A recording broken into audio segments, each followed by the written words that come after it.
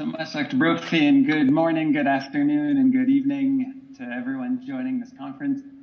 As mentioned, my name is Dr. Jason Batchin. On behalf of the study team, I'll be giving the presentation, The Fast and the Continuous DTG-based antiretroviral therapy achieves impressive viral load suppression in children and adolescents in the short and long term. So I have no conflicts of interest to declare. And as a quick background for this study, as dolutegravir-based ART is becoming the preferred first line for children and adolescents, there are questions about the real-world clinical impact of this strategy and this rollout. So essentially, we've wanted to look at our large cohort across 6 countries in East and Southern Africa to see what we're seeing with viral load suppression and the characteristics of children and adolescents using DTG. For methodology, it was a retrospective review using data extracted from our electronic medical records. It covered 7 pediatric HIV clinics across the 6 countries seen in the map on the right.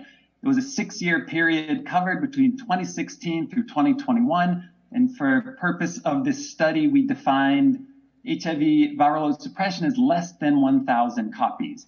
And then we did a cross-sectional observation at 6-month intervals, trying to look at the trends of viral load suppression at roughly 6-month intervals. And we used that first post-DTG 6-month as our comparator for our analysis. Here's a quick snapshot of the clinical characteristics of our cohort. We had 11,799 children and adolescents receiving DTG in our cohort. With this series of pie charts, you can see the type of ART used, including about 20% were new ART initiations. The bottom left, you can see the type of formulation, with TLD being the most commonly used. You can also see the country breakdown, sex, and age breakdown on the right. Our total analysis had about just over 21,000 person years of follow-up, with the mean follow-up time on DTG of just about 2 years. Our analysis also included just over 22,000 documented viral load results, ranging from 6 months to up to 60 months post-DTG.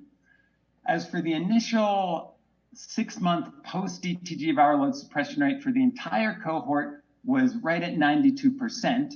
And when we looked at just the ART naive who were being initiated, it was 93.1%, showing good early suppression. At the bottom, we also show we had quite good clinical outcomes in follow-up of this cohort, with just about 94% remaining in care and about 5% who were successfully and safely transferred out, with only 1.6% having poor outcomes of loss to follow-up or death. This graph shows the trend of our viral load suppression rates over time.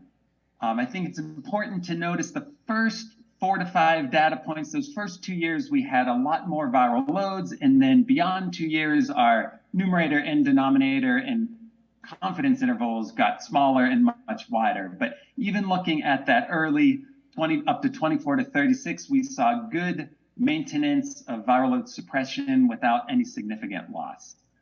We then looked at just the female cohort and likewise saw good, sustained, no major dips, no big drop-offs of viral load suppression. And again, at the later months, our cohort did get smaller and smaller, so wider confidence intervals.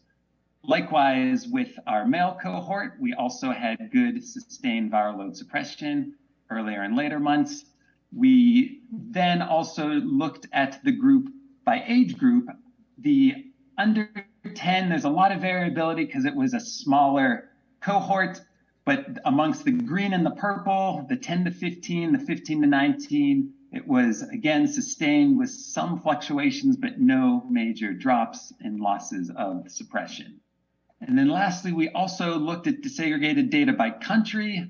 You can see there was a bit of heterogeneity and a bit of variation across the sites, but within each site, there was not any major loss. The viral load suppression rates remained high across all sites, above 85%, and remained sustained. Apologies for these slides jumping around. And in this somewhat busier table, we then just plotted the changes of the viral load suppression rate compared to that 6-month comparator rate.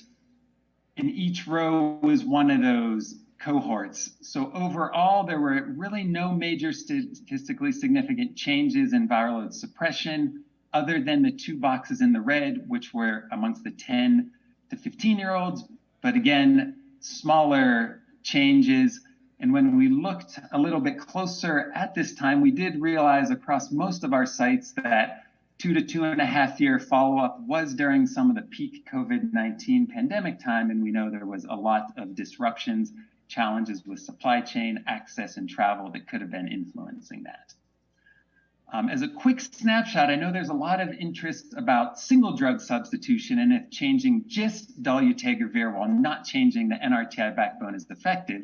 So a quick snapshot of our cohort, we had about just over 3,700 patients who underwent a single drug substitution. And here's a quick table that showed amongst the entire cohort and then looking at whether their core NRTI was abacavir, zidovudine, or tenofovir.